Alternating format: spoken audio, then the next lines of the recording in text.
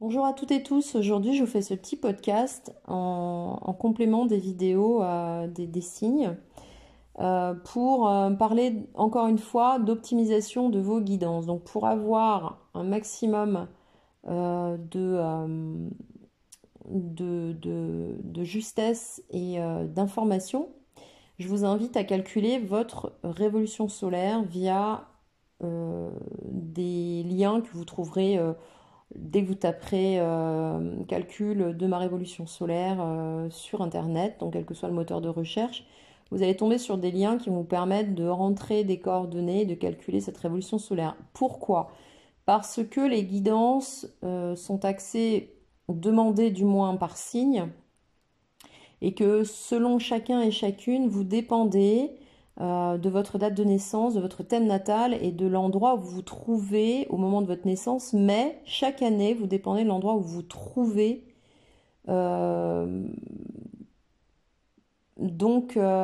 pour calculer cette révolution solaire, et ce qui va permettre en fait de déterminer sur les 12 maisons astrologiques dans quel signe se situe chacune des maisons. Ce qui veut dire que d'une année à l'autre, nous pouvons avoir des comportements, des choses qui arrivent, des façons de les aborder de manière totalement différente, voire des atouts différents en fonction de cette révolution solaire. Alors j'espère que j'ai été claire, je ne sais même pas si moi-même j'ai été claire, mais j'espère avoir été claire dans mes explications. Donc euh, mettez-vous au fait des révolutions solaires chaque année. Ça a vraiment une incidence sur les signes qui sont dans les maisons. Et si par exemple vous avez la maison 1 dans le Capricorne, eh bien ça indique que votre comportement par rapport au monde, par rapport aux autres, votre façon de vous mettre en posture en rapport aux autres va être influencé fortement sur ces 12 mois par le signe du Capricorne. Donc c'est intéressant par exemple sur un tirage sentimental, de regarder ça, de regarder aussi la maison 5 et je crois la maison 7 aussi de mémoire, donc pour possiblement affiner votre guidance. Bon, après, c'est une vraie recherche. Si les infos vous sont arrivées dans la guidance de votre signe solaire, eh bien c'est parfait. Si toutefois vous voulez une complémentarité, vous pouvez aussi aller recroiser tous ces paramètres. Ça, c'est une première chose. La deuxième chose dont je voulais vous parler, c'est les relations atypiques, parce que j'ai commencé à faire une guidance sur les relations atypiques. Je vais très probablement en refaire une ce mois-ci, dès que je vais avoir un petit peu de temps pour voir un petit peu les grandes tendances que je peux avoir en termes d'informations là-dessus, sur l'évolution des relations d'âme. Alors là-dessus, je voudrais juste mettre un gros panneau attention, danger sur la nature de la relation que vous entretenez à l'autre, que ce soit une relation vécue, que ce soit une relation à distance, que ce soit une relation à laquelle vous aspirez, que ce soit vous soyez en break, en silence radio ou vivant avec cette personne. Dès lors qu'on regarde les guidances, c'est que généralement on a besoin d'avoir des infos et d'être possiblement rassuré sur certains plans. Euh, parce que quand tout va bien, on va rarement voir des guidances en fait. Eh bien, soyez vraiment très objectif et essayez d'avoir le plus de discernement possible sur la nature de la relation que vous entretenez. Ne confondez pas relation d'âme, par exemple flamme jumelle ou autre, même si des systémies se retrouvent, parce que souvent je cite l'ouvrage de Fabien Marchand euh, le sujet des flammes jumelles. Fabien Marchand met en avant beaucoup de paramètres psychologiques. En fait, il recoupe pas mal de paramètres et il croise ces paramètres. On peut très bien avoir en face de soi une systémie qui corresponde et pour autant être dans une relation d'âme avec quelqu'un de toxique. C'est possible. On peut aussi euh,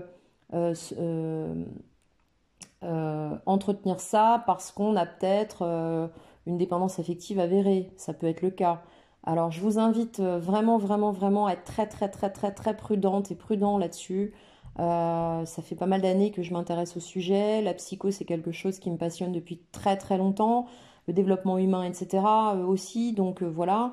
Donc je suis quand même très prudente là-dessus et je vous invite vraiment à avoir le plus grand discernement pour votre bien-être sur la nature de la relation que vous entretenez à l'autre. Je vous invite aussi à travers ce podcast à aller voir la chaîne de Sarah, Les États amoureux, qui parle très très bien des relations, qui au début était très axée sur la thématique flamme jumelle, mais au final, maintenant elle va de plus en plus sur de la systémie psychologique de relations, et je trouve que ces vidéos sont super bien faites et très claires, et elles donnent beaucoup beaucoup d'informations, donc si ça vous intéresse.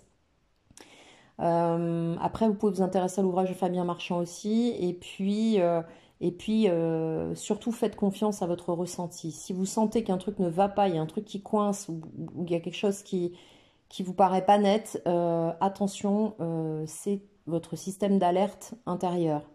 D'autre part, vous avez aussi possibilité de dépister si vous êtes dans une forme de dépendance affective ou pas. Ça aussi, c'est super important parce que souvent, on pourrait s'imaginer aller chercher de l'information, se rassurer sur une relation, puis au final, il y a une dépendance affective. Bon, ça, il y a des batteries de tests hein, sur Internet qui permettent de le voir.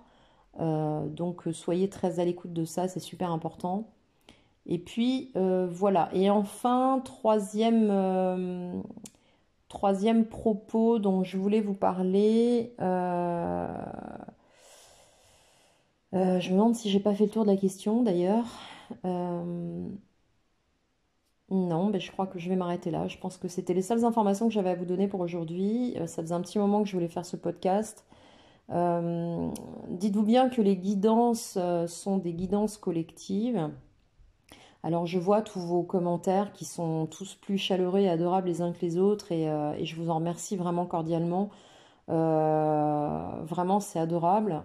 Euh, Vous dire que ce sont des indicateurs, c'est-à-dire que si vous tombez sur une guidance à un moment donné parce que vous avez demandé à l'univers, à la source, à Dieu, peu importe vos croyances, hein, je respecte les croyances de tout le monde, un signe et que ça arrive par le biais d'une guidance, eh bien c'est que vous aviez possiblement un message à avoir à ce niveau-là.